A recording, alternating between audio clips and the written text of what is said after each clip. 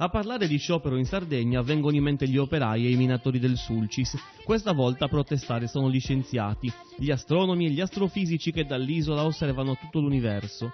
Questo è il primo sciopero bianco della storia dell'astronomia. La protesta è iniziata alcune settimane fa e ogni giorno il silenzio dei laboratori sardi rallenta l'attività scientifica internazionale.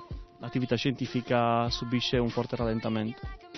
Subisce un rallentamento perché ovviamente molte delle osservazioni di validazione scientifica dello strumento per motivi di necessità scientifica devono essere svolte in orario notturno e anche perché c'è parte delle attività di questo telescopio che si svolgono in contemporanea con attività di altri radiotelescopi della rete europea. In questi casi la non partecipazione di SRT a queste osservazioni implicherà una riduzione nella sensibilità delle osservazioni stesse. Gli scienziati che osservano l'universo dall'isola combattono per salvare l'autonomia dell'Osservatorio Astronomico di Cagliari, una struttura divisa in due sedi che raccoglie informazioni sugli astri ma non solo. Qui la ricerca è a disposizione del territorio e grandi laboratori finanziati dalla regione sono aperti anche alle aziende. Ma l'Istituto Nazionale di Astrofisica ha deciso che l'Osservatorio di Cagliari sarà fuso con quello di Bologna e che la sede per entrambi sarà a Roma. In sostanza la perdita dei poteri decisionali forti nella nostra sede, che in questo modo non garantirebbero gli investimenti fatti dalla Regione Sardegna negli ultimi 10-12 anni, parliamo di circa 20 milioni di euro, spesi per il rilancio del territorio, per l'alta formazione. L'attività degli astronomi si svolge in due momenti. A San Basilio, piccolo paese vicino a Cagliari, c'è il radiotelescopio inaugurato nel 2013, un occhio elettronico così grande che sfrutta una tecnologia avanzatissima c'è soltanto negli Stati Uniti.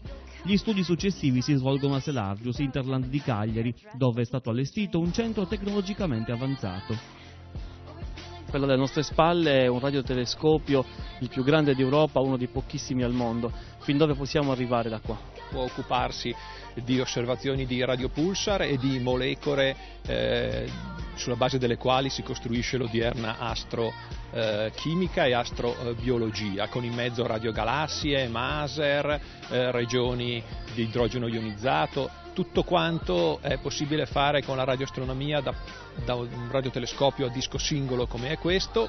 Qui invece siamo a Selargius e questo è il cervellone dell'osservatorio. I dati grezzi acquisiti da telescopio vengono immagazzinati nelle nostre aree di storage e riprocessati dai ricercatori e dagli astronomi per acquisire tutte quelle informazioni scientifiche che consentono appunto di svolgere e completare le attività di ricerca.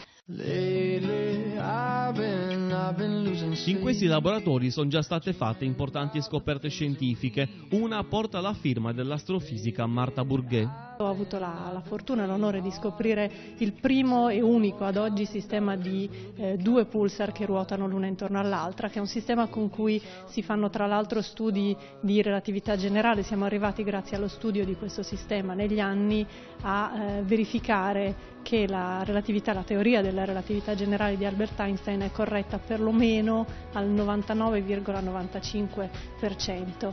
Gli studiosi arrivano anche dall'estero, quindi l'Osservatorio Astronomico della Sardegna è strategico nella ricerca scientifica internazionale. Oltre a me, che sono un normale ricercatore, continentale, attratto dalla Sardegna, dalla ricerca che si fa qua, ora però stanno arrivando da un lato anche addirittura stranieri a lavorare qui con noi in Sardegna. I laboratori di Selargius lavorano per gli scienziati ma anche per le aziende. Questa fresa computerizzata, tecnologia di ultima generazione, consente di realizzare i pezzi per il radiotelescopio ma anche per le attività private. A noi ci permette di poter realizzare tutti i pezzi necessari per, ad esempio, i ricevitori radioastronomici che poi vanno montati a SRT, ma è utile anche per tutte quelle aziende che hanno bisogno di poter realizzare dei pezzi per i loro prototipi che altrimenti dovrebbero far realizzare anche fuori dalla Sardegna. Qui siamo nel laboratorio di microonde. A cosa state lavorando in questo momento? Oggi stiamo lavorando a una scheda che verrà installata nel ricevitore LP del Sardinia Radio Telescope. È stato progettato in funzione delle osservazioni delle pulsar.